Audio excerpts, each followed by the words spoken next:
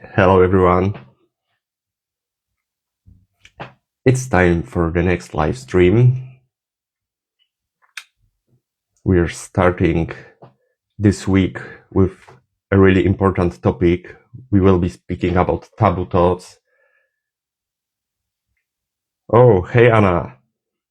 Glad to see you here.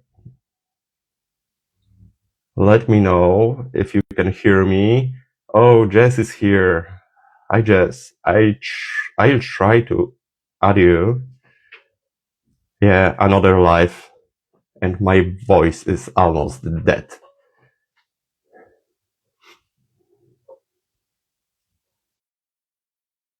Okay, I can see.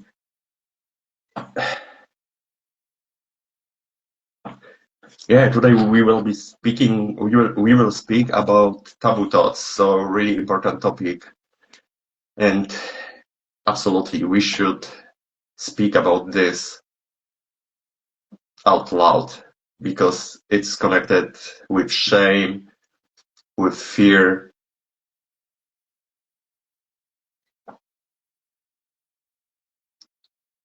Wait 3 seconds. I try to add Jess to our chat.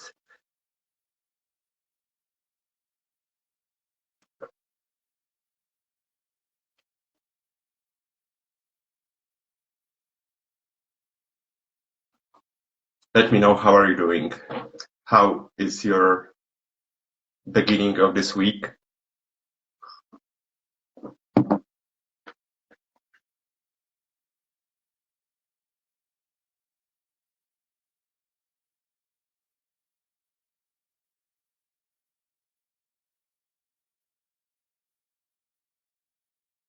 Let me know what are your plans for today. Is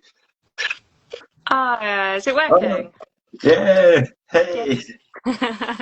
Wasn't sure if I'd pressed the right button or not. Wait a second. Nice to see you.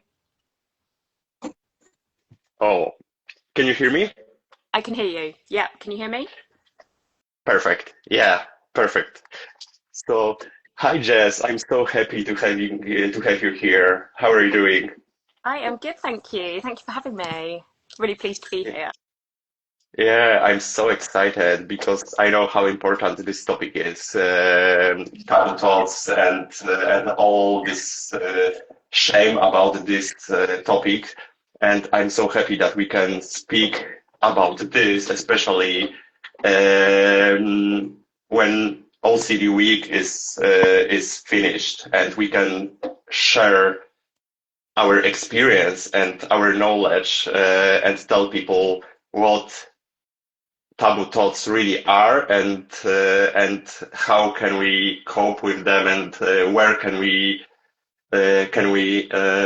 find proper treatment.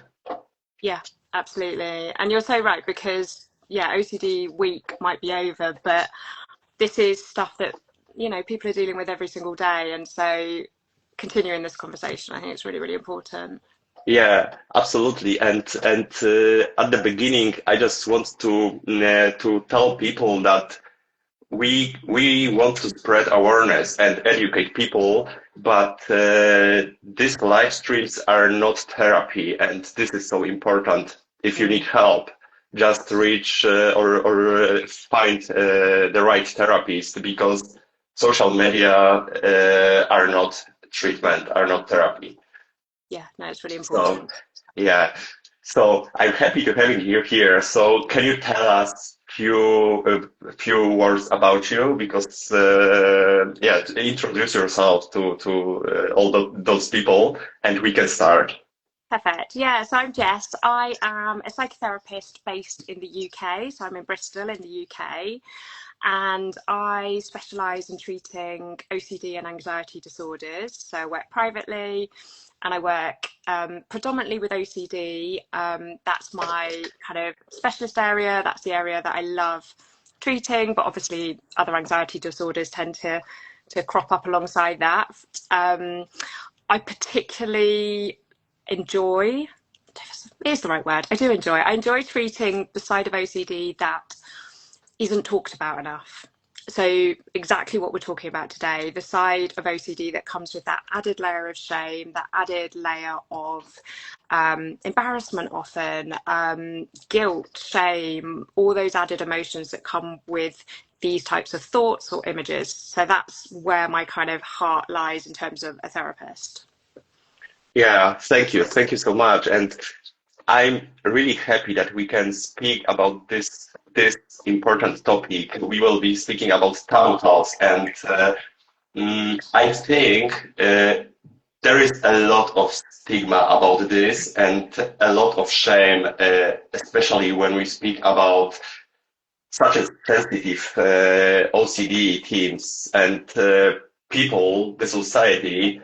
Uh, don't can't see the difference uh, between ego-syntonic and ego-dystonic thoughts. And I think we should start from this because this is all this is the most important thing, what really OCD is and what intrusive thoughts are. Yeah, absolutely. And I think that's such an important point to start on, that it's helping someone understand the ego-dystonic nature of OCD. And what we mean by that is that OCD attacks the things that you care about. It attacks the things that you hold super, super high up in your list of importance and list of your values Yeah. and things. And so that's what it attacks. And so the ego-dystonic nature of OCD is that if you hold something in really high value, maybe being a good person, being a good mum, being a kind person, that's what it attacks, and it will create this feared self, this opposite of what you really value, and use that to get your attention, use that to kind of get you hooked in with thoughts and with images around these values that you hold. And that's why it's so distressing. Yeah, absolutely. And people don't get it that when we think about something, this is who we really are, and this is not right because people don't get it. And even we as OCD sufferers really often think that, oh my gosh, I thought about something really terrible and I am a bad person, or I should go to the jail because how could I think about this? And there is a lot of shame, and that's why people are scared to go to therapists. Because also, I think a lot of therapists also uh,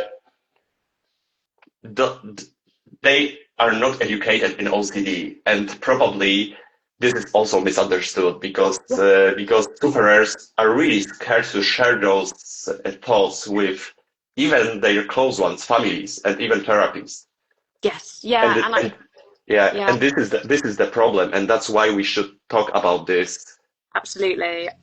Yeah, and I've lost count of how many times I've worked with people, and they've shared that maybe they've been to their doctors, and their doctors are a bit kind of don't know what to do about these thoughts, and are nervous about these thoughts, and don't understand that the distress that comes with having these thoughts Yeah. is part of the disorder, and that actually these thoughts are incredibly normal. And I think that's something that in the work that I do, when I'm sat in a therapy room with someone and someone is brave enough, and I never underestimate the courage and the bravery that it takes for someone to sit in a room with someone like me, who's a complete stranger, and open up about these thoughts that maybe they haven't told Mm. anyone about. And when they do, and we start to understand that actually these thoughts are normal, that everybody has intrusive thoughts, everybody has weird, scary, odd thoughts, and we can start to normalize some of this stuff, that is the start of the work, and that is the bit that is missing so much for so many people who are experiencing OCD, is the normalization of it. Yeah, and when we speak about this and normalize it, it it is a really high possibility that people start looking for help, and not be and will not be ashamed of that, Yes. because Yeah. this is a problem. The first thing when I was diagnosed and I told in my family that I have OCD, and they started Googling it. They asked me if I'm dangerous person. Because people think that when we have these terrible thoughts, we probably want to do these terrible things, and this is absolutely the opposite. The opposite, yeah, absolutely. And the fact that you are so distressed by these thoughts, it speaks to your character, speaks to your nature as you as a person. And it's something that, again, I spend a lot of time talking about people with, that the distress, the levels of distress that you are feeling over these thoughts and images that are coming into your head tell us that this is ego-dystonic, that this is going against who you are as a person. And just being able to help someone understand that as a starting point, and be able for them then maybe to share that with their family, because like you said, it's so important.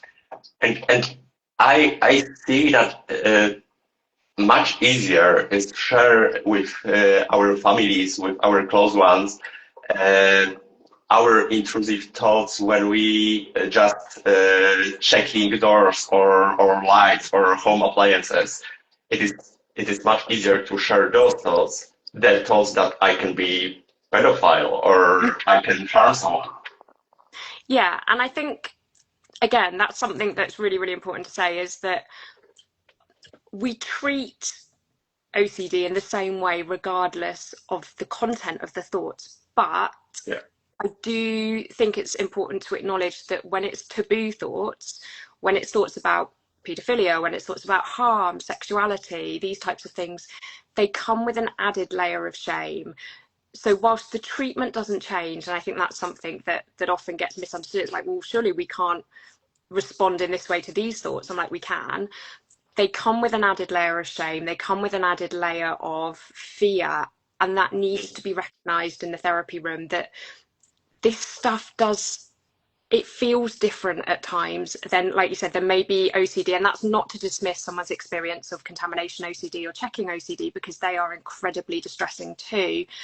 But the taboo nature of some of these subtypes makes it mean that these people wait even longer to seek treatment and support.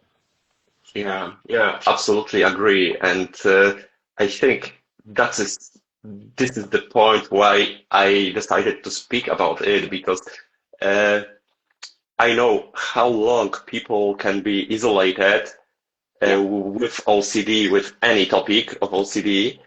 And this is incredibly stressful when someone has taboo intrusive thoughts and wants to find help, but is so scared about this. I'm scared, yeah. And I think we can also tell people, because I want to tell this here. Here is the safe space, and we can share everything, and here is no shame. So if anyone of you guys has question for us, you can share this here, and we will answer. But first of all, we can maybe explain what are taboo thoughts when we speak in OCD. So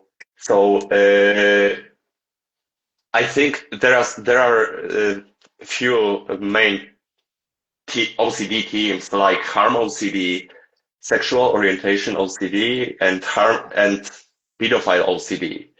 And about these topics are a lot of shame, and especially because few times I also had a touch of thoughts, and when we speak about pedophile OCD, especially when you have kids and you have these types of thoughts, and also you have groinal response, what is really real feeling, it is really stressful.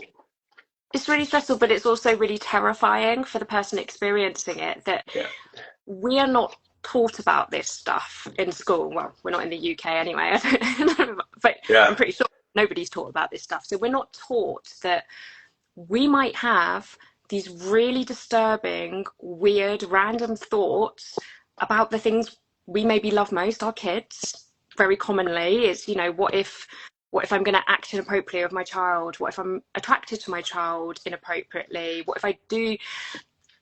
And we might also experience bodily reactions and sensations like the groinal response that we then start looking at, asking ourselves, what does that mean that I wanted this thought? Does that mean that I'm going to act on these thoughts? And we're not taught that actually groinal responses, these non-concordant responses and physical symptoms of anxiety, these things happen out of our control. And when we start attaching meaning to them, or this must mean I wanted this thought, this must mean I wanted to act on this thought, we get stuck in these cycles of OCD. And so again, the distress and the shame that then piles up because of the symptoms that come on from this, and then the fact that we can't tell anyone, or we feel like we can't tell anyone about this, it's hugely distressing. Yeah, absolutely. This type of thoughts, like if I touched my kid in inappropriate way, or if I felt something, and I realized that I can feel something like bodily response when I talk with my friend, and this is something normal, and people have to understand that this is how our body works.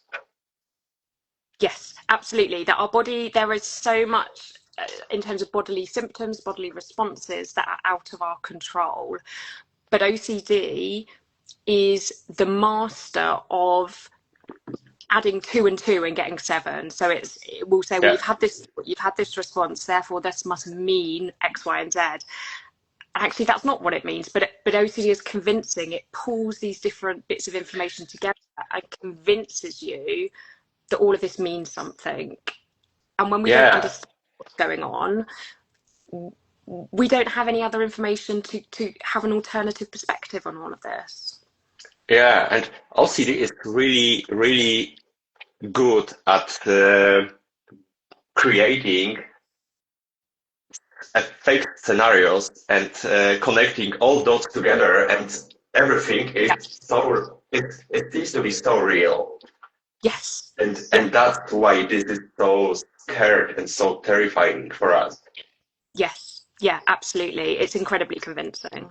And I think for the society and for people around us, this can be also a scary thing, because people are scared of what they don't know. That's why we should to educate people, to spread awareness.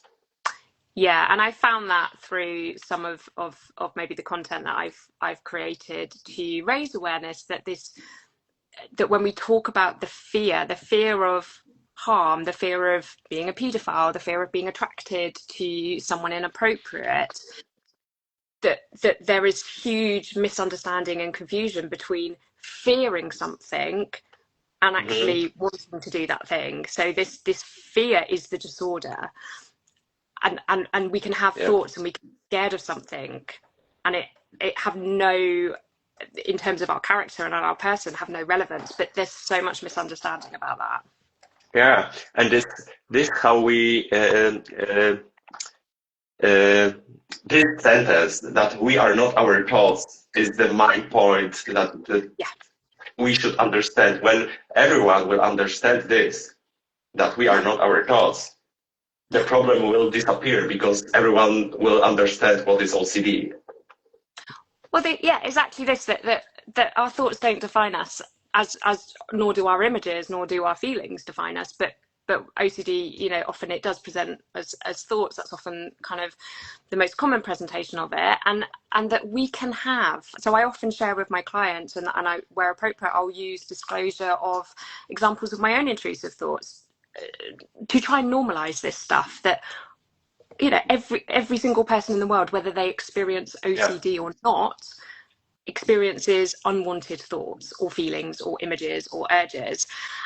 And when we can help someone realize that the presence of the thoughts and the presence of the images and the presence of the urges is not the problem, it's the response to them that is the problem, then we can again normalize this stuff. And I think that's a big part of what you do as well, is we're trying to normalize that there's nothing wrong with people's brains. It's that we've got stuck on these thoughts or these images or these responses, and as such OCD is then using them to convince us of things that aren't true, and we get caught up in the OCD cycle, doing compulsions, and so just understanding right back at the start of the cycle that this stuff is normal.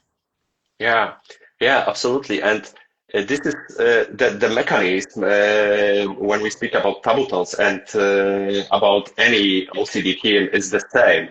But when you have taboo thoughts, you start avoiding of so many things in your life. Yeah. You are scared of going into the kitchen and make breakfast because you don't want to use knife or something like that. You, for example, also watching the movies can be so stressful. Yeah. Because in the movies are so many different situations and scenarios that Yeah. you can start to ruminate in 1 second and just pause and play again this movie because you wanted to start solution, and this is the problem that we started ruminating about normal things that pop up in our head. Yes. Yeah, and we start changing our behavior as a response, and again helping someone understand that when we change our behavior in response to a normal taboo intrusive thought, we start to attach meaning to that thought. We start to reinforce that thought must be important. It must mean something about us. You know, if I've avoided going to see a friend with a new baby because I'm having scary thoughts about acting inappropriately, we then start to reinforce that these thoughts must mean something about us, and so those avoidance behaviors or those checking behaviors or you know, however those compulsions show up, then start to reinforce the meaning behind these thoughts, and the taboo nature of these thoughts starts to grow, and the shame grows and the guilt grows, and so we're then stuck in the vicious cycle. Yeah, and now we can speak how we can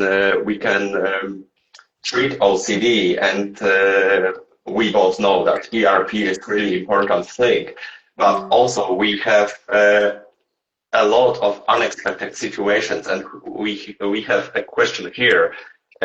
What can I say, or how can I help if someone has a panic attack because of intrusive thought? And I also know that intrusive thoughts and triggers are everywhere, and it is much easier to plan ERP. And if you know that you will face your fears, it is much easier to cope with that than if you are going through the street and in 1 second trigger pop up and and I think there's a place for both, isn't there? There's a place for planned ERP and unplanned exposure, which is basically everyday life. We don't know when we're going to come across our triggers, bar kind of staying at home and never leaving our bedrooms. And even then, we probably wouldn't, we'd have to, you know, we cannot eliminate potential triggers. That is doing life. And so exposure in itself is doing life, but planned exposure is really helpful as well to really lean into the areas where OCD gets most noisy. So when OCD gets most noisy, we feel more anxious, and those are the areas where with a therapist you can plan planned ERP, which is okay, what are you avoiding? What are you doing differently because of these scary thoughts? How can we find some situations that will activate the OCD to bring on the anxious feelings so that you can then practice getting better at handling being anxious, essentially, because ERP is all about, I can handle feeling anxious. We do compulsions because we don't think as humans we can handle being anxious, whereas actually we all can. Every single human being can. We just don't know we can a lot of the time. So planned ERP can help you look for those situations that will activate the OCD, but everyday exposure is there generally, you know, just through living our lives too. Yeah. And what if you are the close ones of someone with OCD, and someone has panic attack because you know the urge is so strong, and is this feeling seems so real, and what we as close ones can do for Yeah. those people. Yeah. And I think it's really important to first of all say that it's so hard for someone supporting someone with OCD or panic or anxiety in general. It is really, really hard. And so you need to kind of acknowledge that for yourself as well. But I think, first of all, having the understanding that something can feel incredibly uncomfortable and incredibly scary, but not be dangerous. So panic attacks are incredibly uncomfortable. I'm not dismissing that at all. And they can feel incredibly scary in the moment, but they are not dangerous. A panic attack cannot harm you. So having that fundamental knowledge when you're supporting someone with a panic attack, that they are not in any danger. We don't need to escape the situation. We need to teach our brains through not changing our behavior in those moments that we can handle this stuff. And that looks like, wherever possible, carrying on doing exactly what we were doing when the panic or the anxiety starts to rise, and allowing that to peak and fall, which it will do. It may take some time initially, but it will get quicker the more we do this. And being with that person and working out where that line is. We don't want to feed into compulsions. We don't want to feed into reassurance, but we do want to help someone know that they can handle this. So it's helping them remember that this is a overdose of adrenaline in your body. This is your brain doing its normal brain thing because it thinks you're in danger. Your job is to teach your brain that you're not in danger, and that looks like carrying on doing exactly what you were doing before. I'm not saying that's easy. I'm not saying that's easy. Absolutely. This is not easy. And for someone who has close ones with OCD, I think that the most important thing to give them understanding and support without giving reassurance. Yeah. And it's a really tricky line. And I think it's important to know that you're never going to 100% know where that line is, and that's okay. It's doing... Be led by your values in that moment. What does, that person needs support in that moment. And if possible, if it's someone that is experiencing frequent intrusive thoughts, outside of maybe them being triggered, have a conversation with that person about how would you like me to support you in this moment. So when you're triggered, when you start to feel really anxious, we know that me offering you reassurance actually feeds into the problem. So can we come up with a bit of a plan so that next time you're triggered, we're both on the same page as to how I support you. So I guess having that conversation with someone and making a plan outside of the triggered environments can be really helpful. Yeah, I think also, this is really stressful for the whole families because sometimes people are giving reassurance and sometimes are getting angry for someone who are superior, and these two types of reaction are not solutions. It is really hard to handle it because we are humans and emotions are really, really strong. Yeah, absolutely. And none of this is to dismiss someone's experience whilst they are having intrusive thoughts, and we talk a lot about sitting with anxiety, and that doesn't literally mean sitting necessarily, unless you happen to be sitting when you started to feel anxious, but experiencing anxiety is really, really uncomfortable. And so it's really hard for the person experiencing it, if this is a new thing that we're learning about, becoming better at handling anxiety, not trying to fix it, not trying to get rid of it. It's really hard for the person experiencing it and their loved ones around them, because no human being generally wants to see another human being being uncomfortable. Yeah, absolutely. And I can see here a question. Have you ever dealt with taboo thoughts like incest OCD, POCD? Yeah, POCD was was popped up in my life, and this was really stressful and terrible because these all thoughts are around my kids. So Mm. this hits really hard. Yeah, because But it's the stuff that you care about most, right? yeah, right. But I also realized that really helpful is self-compassion, especially when you have these terrible thoughts about your loved ones. So if we if we are aware of that and we can see these intrusive thoughts at the moment they're present, we can we can go out of this OCD spiral as really fast, but we have to be aware of that. Yeah, awareness is a huge part of treating OCD is awareness. When we have awareness, when we can zoom out, I often talk about zooming out with people, get less involved with the content of the thoughts and look at actually what's happening, zoom out, we can start to apply some self-compassion, and that might look like being able to say to yourself, yeah, Yeah. this is really, really hard. Like, of course this is hard. I'm struggling. But actually, I know what my long-term aim is here. I know why I want to resist this compulsion. This is why it's Hmm. important thinking about values. Um, all of that we can do when we start to zoom out of the OCD cycle a little bit and actually see the process for what it is. Yeah, yeah, absolutely.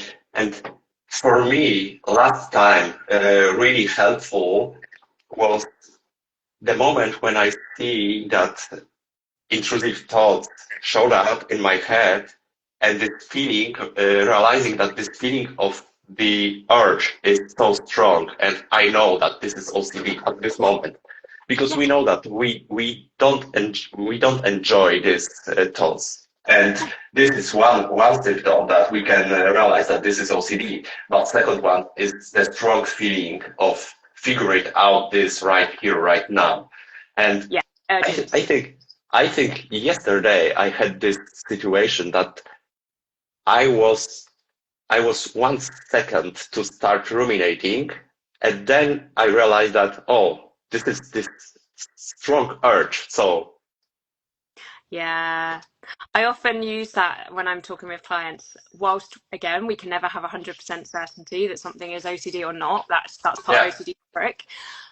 We can ask ourselves the question, do I feel a desperate and urgent need to do something about this thought right now? And that can be a helpful question to ask, or the absolutely. image, the feeling. Do I feel a desperate and urgent need? If you do, try leaving it alone. See what happens. See how cross your OCD maybe Yeah, gets. Again, we can learn a lot from that when we try out leaving it alone, metaphorically, kind of leaving it alone. yeah, yeah. This really helps. Yeah, yeah, And and day by day we can realize that we can live normally without figuring out anything about these thoughts. And yeah, really often I forgot what was that thought because I yeah, started living with my values and what is yeah, really important to me.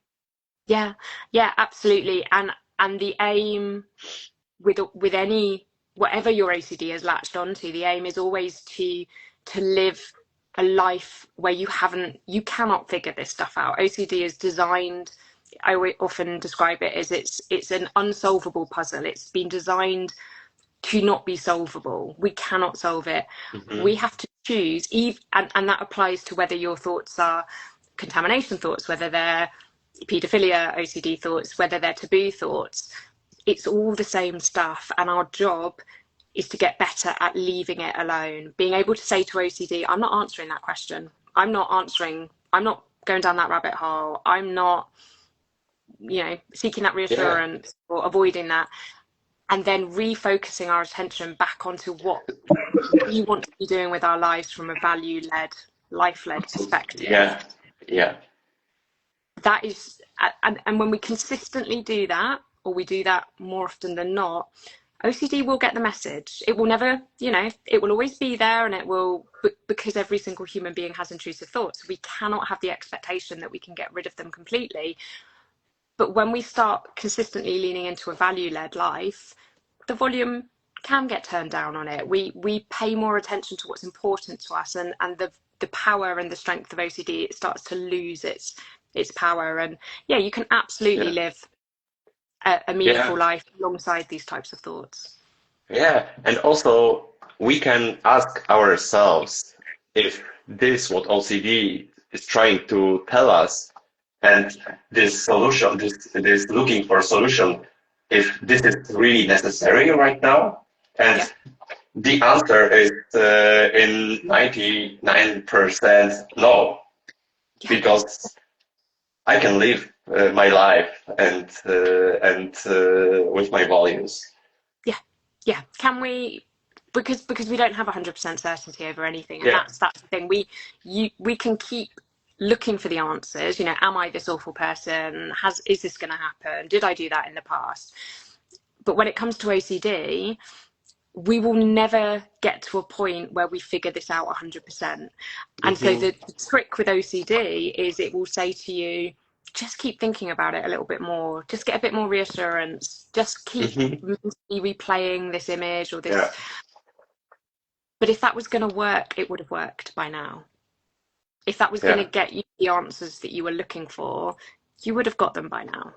And so it's learning that we have to drop the ball. We have to leave this stuff alone without figuring it out. Yeah, I totally agree. And it's so hard. And that's why it's such a tricky disorder. But equally, it's I always say to people, it's incredibly treatable with the right approach. Absolutely, and there is a hope, and this also is the message for everyone who watching us, that there is a hope and we can live with our values. The intrusive thoughts will be still there because we can't just turn off our brains. This is impossible. We wouldn't want to either. That would be pretty boring. Absolutely. I often say people with OCD have some of the most creative minds, and how boring would it be if we didn't have creative minds? It's just that we need to pay less attention to some of it. Yeah, absolutely agree. So I think we have questions here, and we can answer because we have time. How do you differentiate racing thoughts with bipolar disorder from rumination intrusions in OCD? How do you differentiate racing thoughts with bipolar disorder from rumination intrusions with OCD? I'm not sure you can necessarily. Well, I may not be the right person to answer this specifically, but racing thoughts are racing thoughts, really, regardless of what your other presentations might be. So we're looking at what defines rumination. Rumination is endlessly going over and over the same stuff in our head, but not reaching a different solution or conclusion, or it's not problem solving. So we confuse rumination with problem solving. Problem solving has a beginning, a middle, and an end, and we can get there fairly efficiently as humans. When we're ruminating, we are coming back to the same topic again and again, and we're not really kind of we're not getting anywhere with it. It's so racing thoughts with bipolar versus rumination with OCD. I'm not sure if there's necessarily a specific differentiation between. Rumination is rumination generally, and it shows up in lots of different disorders. So we can experience rumination with depression, rumination with anxiety, rumination with bipolar, rumination is a shared human experience. We all do it. Yeah, thank you. The next question is, would you recommend an online community, or would that fuel the symptoms? And I think the answer is not easy, because I think that depends. Because I'm on a Facebook group where is over 5,000 people with OCD and their close ones. And the main problem of such a communities is that there are so many people educated and self-aware, but also people who are looking for reassurance and people who give their reassurance, and this can be a problem. So absolutely. if someone is aware of that reassurance doesn't help and want to just find someone to talk or to understand or therapies, it's okay, but we have to remember that this is not therapy. But when I was last time by one mom who has a son with OCD, and I recommend her this group for this mom, but I didn't recommend that her son should join there, because this will be totally opposite, I think. I think we have to be really careful. You have to look at the nature of the groups and whether, as you say, they are reassurance seeking by nature, because you will have lots of people within groups that don't understand the cycle of OCD. What I would also say is the answers to OCD aren't found in communities. They're not found in groups. They're found in yourself. You don't need to be part of a community to recover from OCD. We often think that we need those communities. They can be incredibly helpful, don't get me wrong, for normalizing and for cheering people on. If someone's cheering you on for doing exposures and stuff, that's great. But where we're seeking kind of answers and we're looking for fixes and solutions in these communities, they can be incredibly problematic. So I would always, I think that really good way is to find support group which is moderated by therapists. And this is a better way to find support and to find a small community, but a community without giving reassurance. So yeah. I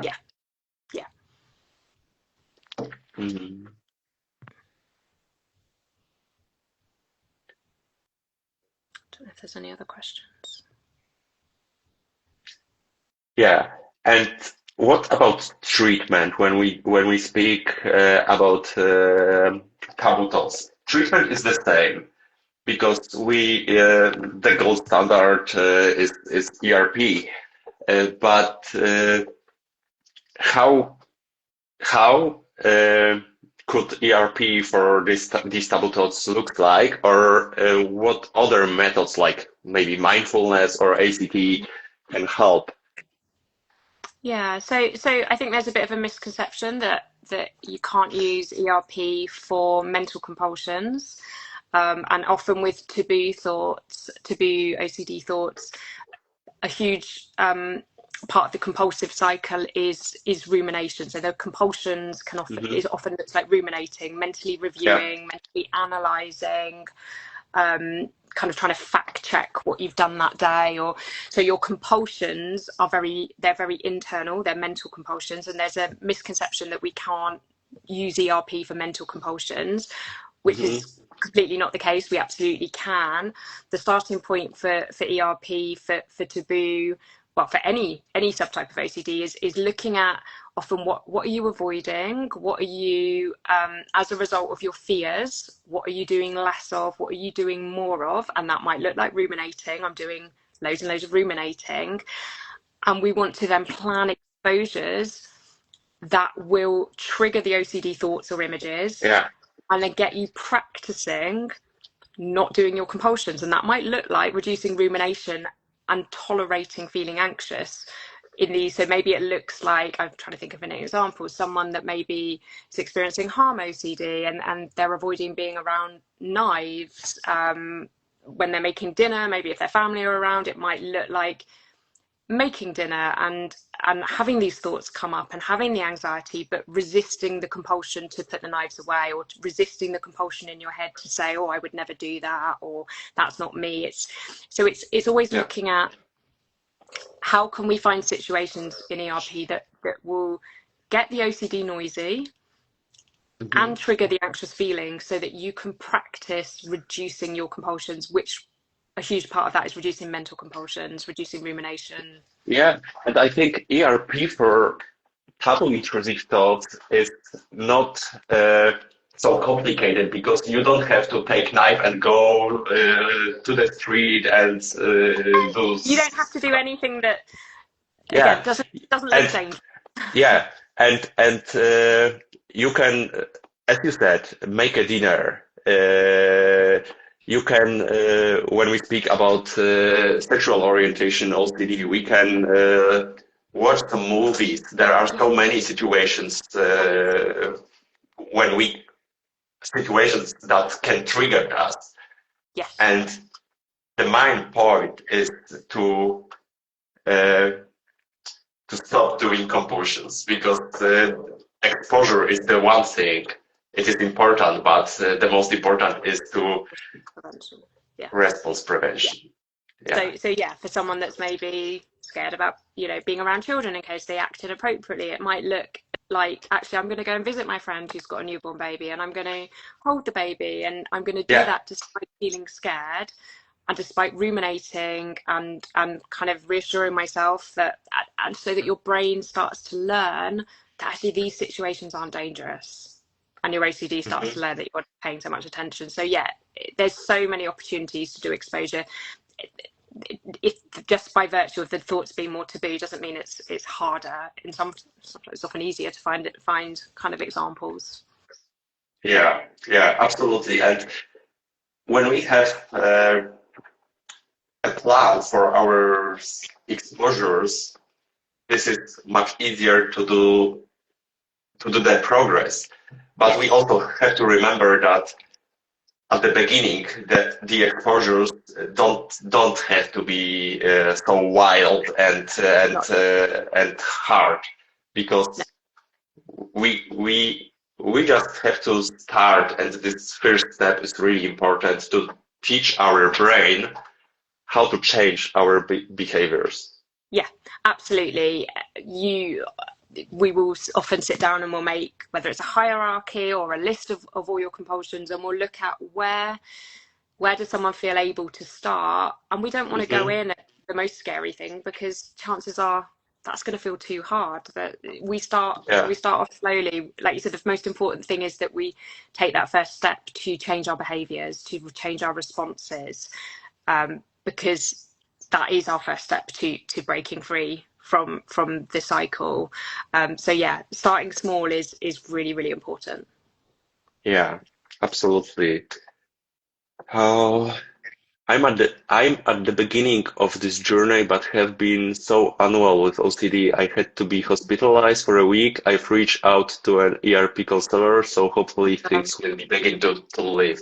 Yeah, there is a hope, and this is really hard journey, but we can choose if we want to do ERP and our exposures and live with our values, Yes. or if we want to do nothing and live with OCD, untreated OCD. And for me, the answer is, I will choose this hard work because it is worth the effort. And absolutely, there is hope, and there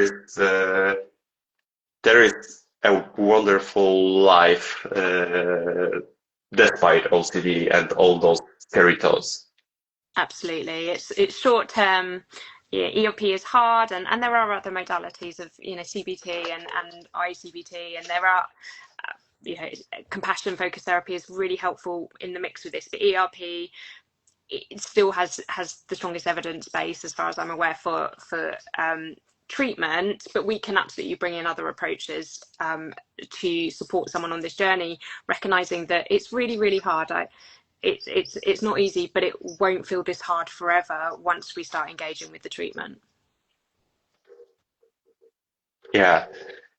Have a Guys, emetophobia? Do you think exposure for emetophobia is very effective? So exposure therapy, exposure response. Again, we'd be looking at exposing you to those feared scenarios, feared situations, to learn that you can handle the anxiety that comes up around that. So the process looks very, very similar from a treatment perspective. yeah. And we all have to remember that intrusive thoughts are not desires, and the urges and bodily responses are only our body symptoms, but they don't mean anything. So we can choose if we can handle this discomfort, or Yeah. if we want to do compulsion and fuel this OCD cycle.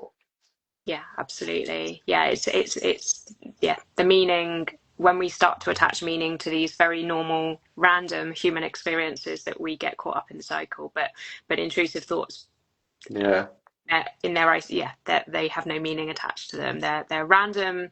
I can call them like, they're random brain noise. I often think of them as being like junk emails that land in your brain. I think that's quite a helpful concept sometimes to, well, those junk emails that I never open, when they yeah, land in my email, we can think of intrusive thoughts as being like junk emails. We can't stop them from coming in, but we can choose whether we open them and read them and analyze them, or we leave them alone. yeah, absolutely. So I'm so grateful for this live stream because I know how important it Mm. is to speak about this. And I just want to tell people that there is a hope, and how important is find professional help, because we want to tell this out loud, that to find professional therapies or psychiatrist is really important thing in OCD treatment, and OCD will not disappear like that No, without treatment. no. Yeah, and it's really important to look for someone that is trained in ideally kind of ERP, CBT are the main kind of modality basements, but looking for someone who has experience with working with OCD, I would say, is really, really important, because not everybody, there will be therapists that don't have experience, that maybe are very well meaning, but we want someone that has experience with working, especially with the taboo side of OCD, so that you feel like this stuff can be normalized, that you don't come away feeling more shame or more kind of embarrassment from these thoughts, that you can sit in a room with a therapist and actually really start to figure out what's going on. And so, yeah, treatment is incredibly effective. Yeah, absolutely. And this was game changer when I was diagnosed and I started educating myself. But also this feeling of being honest with your therapist, and this trust is really amazing, and it is so important. So Yeah, a therapist who absolutely. works with OCD will not be shocked by any thoughts. We've heard it all. Yeah. So thank you so much for today's live. Right. No, you're welcome. I know that I'm sure that through this live we can help someone. And if you are looking for the proper treatment, you can also write to Jess, and find many wonderful therapists specialized in OCD treatment. Absolutely. Thank you. Thank you for having me. Yeah, thank you so much. And I think see you next time. Yeah, see you again, hopefully. Take care. Bye.